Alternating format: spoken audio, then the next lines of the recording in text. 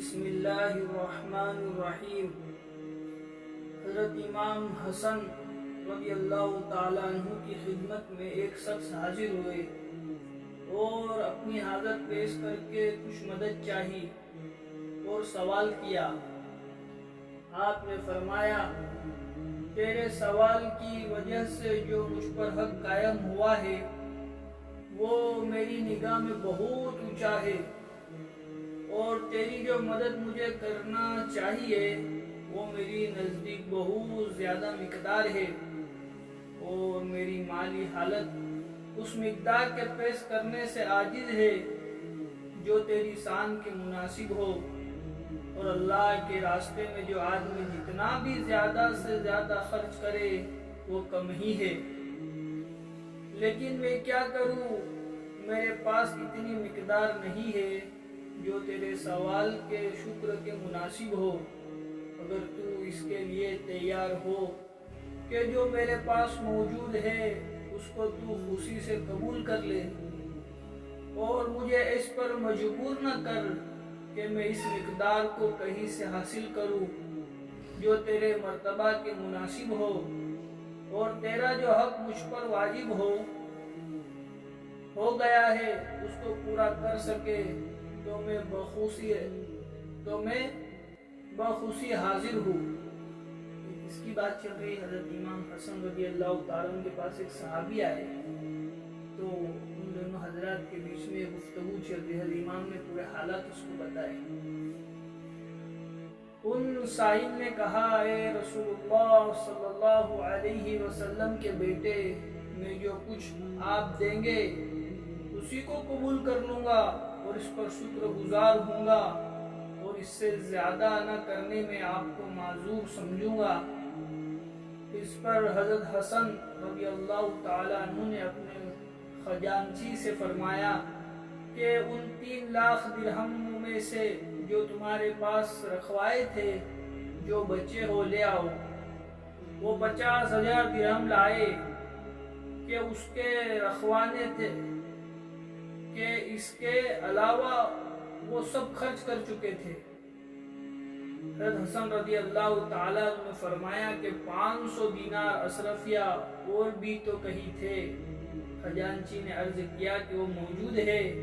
آپ نے فرمایا وہ بھی لے آؤ۔ جب یہ سب کچھ آ گیا تو اس سائل سے کہا کہ کوئی مزدور لے آؤ جو اس کو تمہارے گھر تک پہنچا دے۔ وہ 2 مزدور لے آئے۔ حضرت حسن رضی اللہ تعالیٰ عنہ نے سب کچھ ان کے حوالے کر دیا، اور اپنے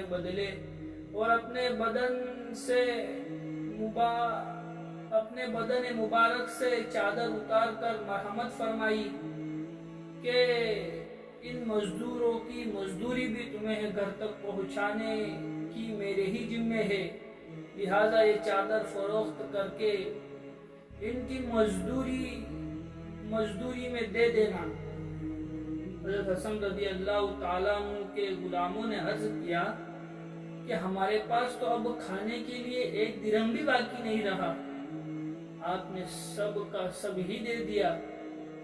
حضرت حسن رضی اللہ تعالیٰ عنہ نے فرمایا کہ مجھے اللہ تعالیٰ شانہ کی ذات سے اتنی کبھی امید ہے کہ وہ اپنے فضل سے مجھے اس کا بہت ثواب دے گا۔ سب کچھ دے دینے کے بعد جب کہ اپنے پاس کچھ بھی نہ رہا اور مقدار بھی اتنی زیادہ تھی، پھر بھی اس کا قلق اور اس کی ندامت تھی کہ سائل کا حق ادا نہ ہو سکا۔ سب کچھ دے دیا، اس کے بعد بھی کیا افسوس رہ گیا کہ اس سائل نے جتنا سوال کیا تھا اتنا نہیں دے سکے۔ بصرہ کے چند قاری حضرت عبداللہ بن عباس رضی اللہ تعالیٰ عنہ کی خدمت میں حاضر ہوئے اور عرض کیا کہ ہمارا ایک پڑوسی ہے جو بہت کثرت سے روزے رکھنے والا ہے، بہت زیادہ تہجد پڑھنے والا ہے، اس کی عبادت کو دیکھ کر ہم میں سے ہر شخص رشک کرتا ہے اور اس کی تمنا کرتا ہے کہ اس کی سی عبادت ہم بھی کیا کریں۔